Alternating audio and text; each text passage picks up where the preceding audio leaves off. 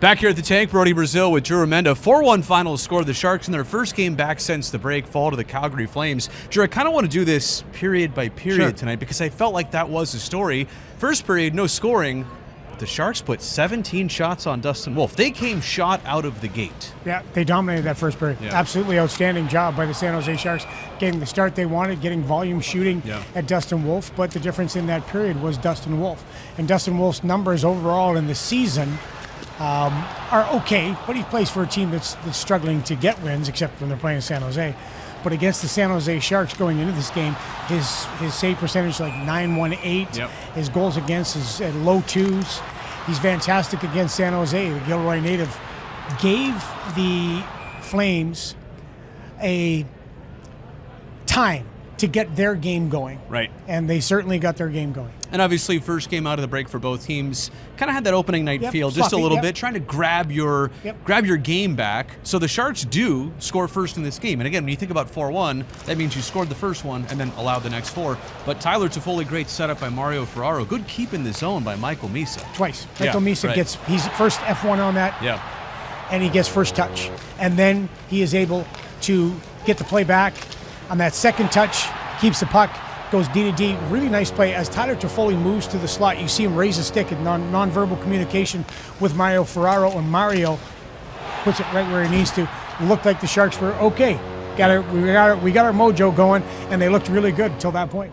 Nazem Kadri, Sharks killer, certified over the years. It's like since 2020, he is second in the league. Second in the league. Points against or goals against? In points against the San Jose Sharks. I knew you had to be going there. Yeah, it's but amazing. Obviously, it was kind of a transition of the game, though, that second period. Okay, Sharks have the lead. They had all the shots and chances up to this point. And then all of a sudden, I don't know if they took their foot off the gas or if Calgary figured their game out. What happened in the middle period? To me, it was Calgary figuring their game out.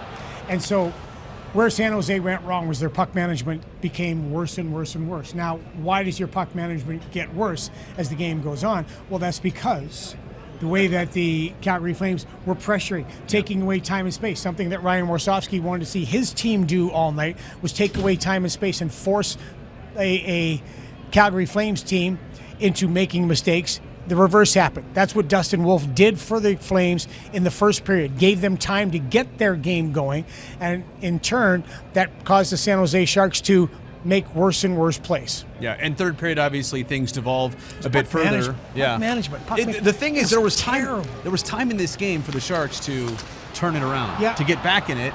Problem is, they didn't go that direction. They only went the opposite direction. Yeah, actually, and you look at the shots, 35 shots they get on. So I love that. I'm a big volume shooting guy, so I love the fact that they got shot after shot after shot. But Dustin Wolf was fantastic in the game. There were still, in the third period and the second period, even as Calgary started to take the game over, there were still dynamite chances for the San Jose Sharks. But Dustin Wolf was the guy that was able to make stop after stop after stop. And that, again, that gives you great confidence. That means you can go hard on the forecheck because you know the guy behind you is going to make those saves. And the goals that were scored, the puck management by the San Jose Sharks, giveaways in the second goal, I think it was. It was like 4 giveaways in the neutral zone. In the neutral zone. Yeah. Exactly. Yeah. I saw that. Yeah. And then Liljegren with the giveaway. And then the empty netter. So you look at it.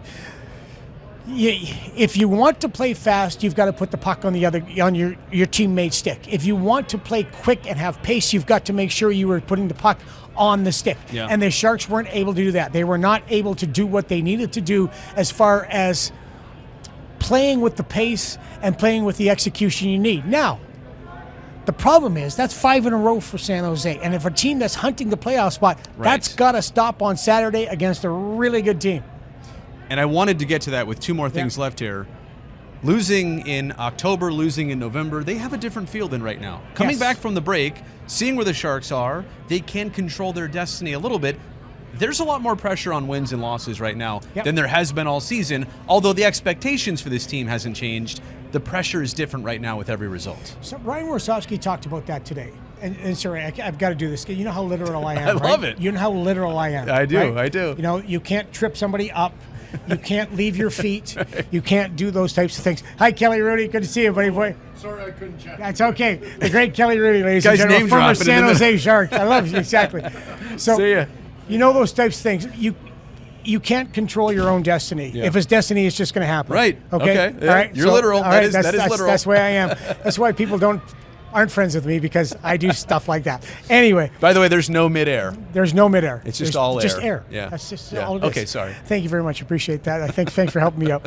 What the hell were we talking about? Taking things literal? Right. No, we were talking about pressure on the San Jose Sharks as far as wins and losses. Yeah. One thing Ryan Warsofsky talked about this morning was the fact that he wants his guys to just go play.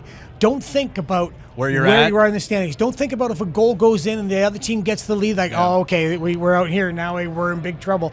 Don't think about standings. Just go play the game. Yeah. Just stay in the moment, stay where your feet are, and play the game.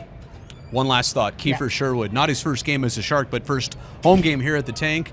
So I'll count this as his first one. That one in Denver a long time ago. Yeah. What'd you think of him? He started on the Celebrini line, obviously didn't finish there. By the way, that's a good point. Those lines got juggled at the third period, didn't they? Colin Graff and Wenberg was 21, 51, and 71. Yeah. I mean, things, the one line, and they got a little bit of jump going. Right. But I thought when he got hit by a ball in the back in the neutral zone, he looked like he was a little shaken up. It was like a game-changing moment for him. It really was. And I thought he was okay. He had one really dynamite chance, but that was about it. Yes, he did. It's going to take a while. He was out for a while. Yeah.